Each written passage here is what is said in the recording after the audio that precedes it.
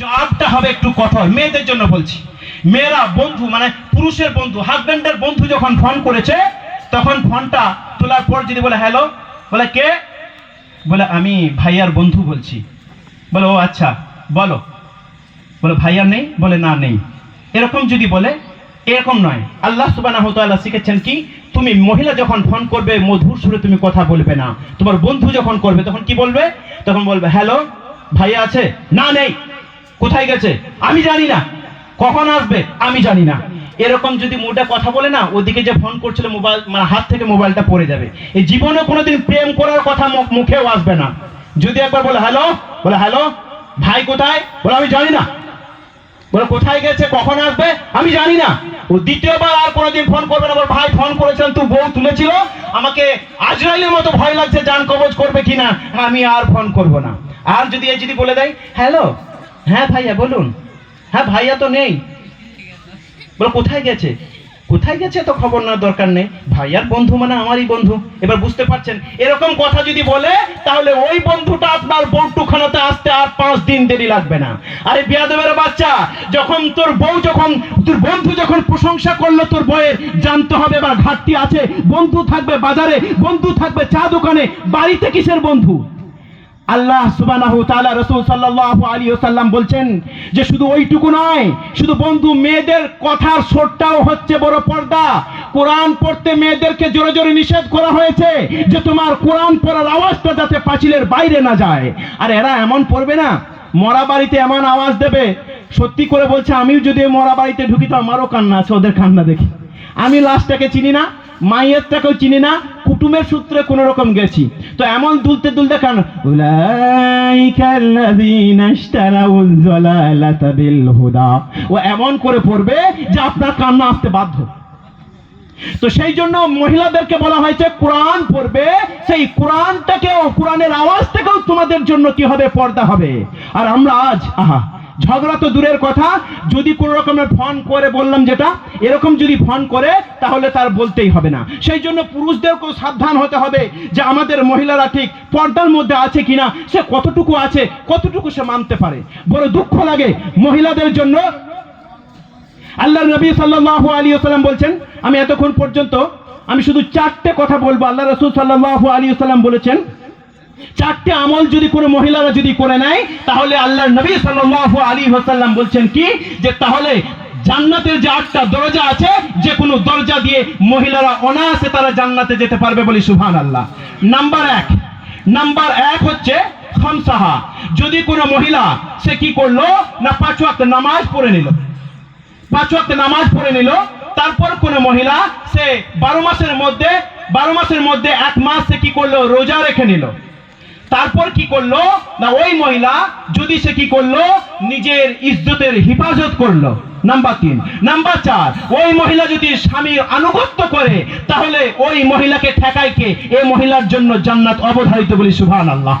মহিলাদের জন্য খুব সহজ, মহিলাদের জন্য জান্নাতে যাওয়া বড় সহজ।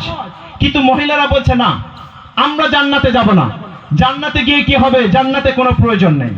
জান্নাতের লোক যদি না থাকে, তাহলে আমাদের মতো নিমখরাম আর কে হতে পারে? আমরা যে রাত জেগেছি, এই বাচ্চাগুলো যারা কি করেছে, যারা জলসার আয়োজন করেছে না বাবু, এরা শুধু আল্লাহকে খুশি করার জন্য, এরা শুধু আল্লাহকে রাজি করার জন্য। বড় দুঃখ লাগে, আমি যখন দোয়া করি, মন ভরে দোয়া করি, এই আপনারা যারা দেখছেন অনেকেই কি করেছেন, এদেরকে সহযোগিতা করেছেন, এদেরকে উৎসাহিত করেছেন যে না ভাই তোরা কর, না ভাই তোরা কর। তাই এই কয়েকটা ছেলে, এদের কত কষ্টের পয়সা আপনারা জানেন। এরা রোজাতে শুধু রোজা করতে এসেছে, আলহামদুলিল্লাহ এরা রোজা করেছে। রোজা করার পর আবার 1 সপ্তাহ পর তাদের জন্য ট্যুর অপেক্ষা করছে, সেটা হলো চেন্নাই। তো চেন্নাই তারা চলে যাবে, এত প্রখর রৌদ্রকে অপেক্ষা করে তারা কখনো বিল্ডিং এর উপরে কখনো ইট তুলতে হয়, কখনো তাদেরকে কি করতে হয়, সিমেন্টের ঢালাই সেন্টারিং করতে হয়। আর আমি চেন্নাইয়ে থেকেছি 3 বছর 3 মাস, আমি জানি ওখানে কত প্রখর রৌদ্র আছে। তো সেখানেও তারা অপেক্ষা করে জানকে মেরে তারপরেও তারা কাজ করে। মা যখন ফোন করে বলে বাবা তুমি কেমন আছো, ওর আজকে পেটে ব্যথা, আজকে ও জ্বর নিয়ে উঠতে পারে না, তারপরেও মাকে বলে মা আমি ভালো আছি, তুমি খাবার খাবার খেয়েছো তো? মাকে বুঝতে দেয় না। বউ যখন ফোন করে বলে, ওগো ওগো সাইদার আব্বা তুমি কেমন আছো? বলে আমি ভালো আছি, তোরা কেমন আছিস? আজকে খাবার হয়েছে তো? আজকে তরকারি কি করেছিলে? গোশত যদি বলে বড় খুশি, আর যদি না হয় বলবে আমি পয়সা পাঠিয়ে দেবো, পরের সপ্তাহে তুমি গোশত কিনে নেবে। এরকম তাদের ভালোবাসা। জানেন তারা যেখানে সই এখানে তারা বড় ভালো লাগে। আমি আমার ওখানে খুব গর্বের সাথে বলি, আমার পাড়ার ছেলেরা রাজমিস্ত্রি কাজ করে, তারপরেও যতবার 5 মাস 6 মাস পর আসে, এরা কখনো একবার এসে সাবমার্সেল বসায়, একবার এসে নিজের বউটাকে ইজ্জতের সঙ্গে রাখার জন্য এরা বাড়িতে পাঁচিল দেয়, আর একবার ফিরে আসে এরা বাড়িতে টিন লাগায়, আর একবার ফিরে আসে এরা দুতলা বিল্ডিং করে। আমার পাড়ার ছেলেরা আমি গর্ব করে বলতে পারি, আমার গ্রামের ছেলেরা বড় ভালোবাসে। এরা মদ খায় না, এরা জুয়া খায় না, এরা নেশা করে না, এরা আল্লাহর বান্দা। আর নেশা করে না বলে ওই ঘাম ঝরা পয়সা দিয়ে এরা পরস্পর বিল্ডিং বানায়, নিজের থাকার মতো জায়গা কিনে মাথার ছাউনি করে থাকে বড় আনন্দের সঙ্গে। আর সেই কষ্টের পয়সা আজকে জলসায় ওই ছোট্ট ছোট্ট বাচ্চাগুলো, আপনারা যদি সাইজ দেখেন অবাক হয়ে যাবেন। ওই ছোট্ট ছোট্ট বাচ্চাগুলো 1000 টাকা করে চাঁদা দিয়েছে, কেউ 500 টাকা করে চাঁদা দিয়েছে। শুধু একটাই তাদের ধারণা যে আমরা ডিজে বক্স বানাবো না, আমরা কি করবো না, গান বাজাবো না, আমরা অন্য কিছু করবো না, আমরা যেখানে কোরআন এবং হাদিস আলোচনা হবে সেরকম একটা জায়গা বানাবো। আমরা সেটাকে বানাবো রিয়াজুল জান্নাহ, অর্থাৎ বেহেশতের বাগান। এখান থেকে আমাদের জন্য কি হবে? আমাদের জন্য দোয়া হবে। সেই জন্য আপনারাও দোয়া করবেন যাতে এইভাবে আমার পুরো গ্রামের ছেলেরা যাতে নেশা মুক্ত হয়, এইভাবে আমার গ্রামের ছেলেরা যাতে মদ থেকে দূরে সরে আছে।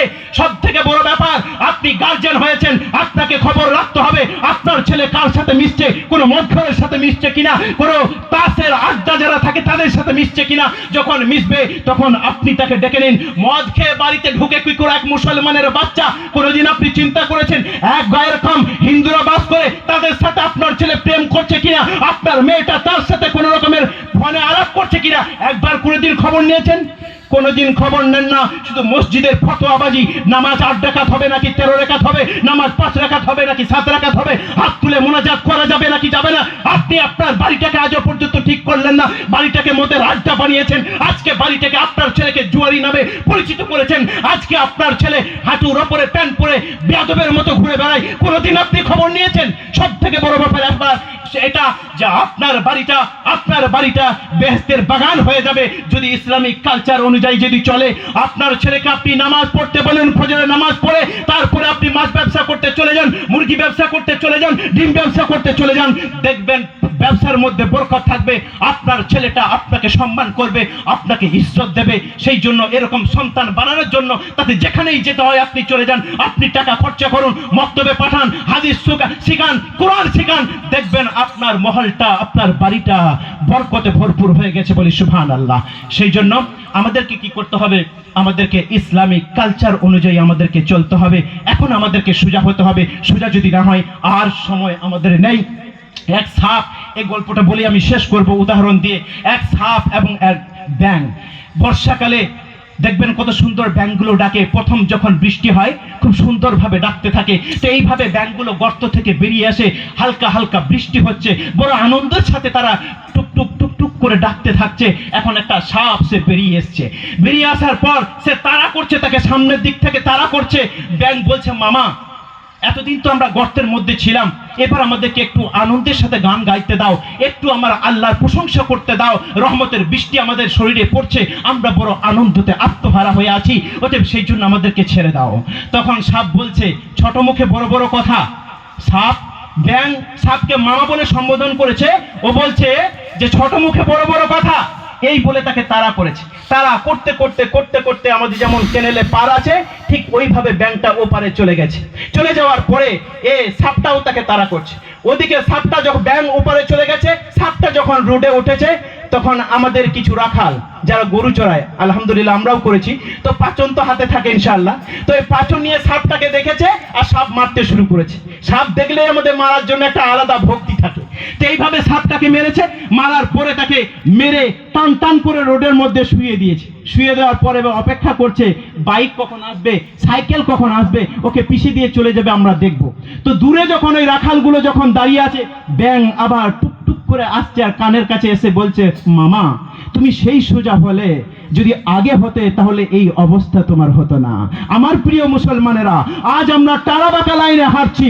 আজকে যে সোজা যদি যেতে হতে হয়, মরার আগেই সোজা হতে হবে, কারণ মরে যখন যাবেন আপনাকে সোজা হতে হবে না। যে গোসল দেয় আপনার বাড়ির বড় ছেলে, আপনি যখন মারা যাবেন টাইলস দেওয়া ঘর, মুজাক দেওয়া ঘর, ঠ্যাং ফেরে যদি মারা যান দরজা কাটতে হবে, এত সুযোগ হবে না।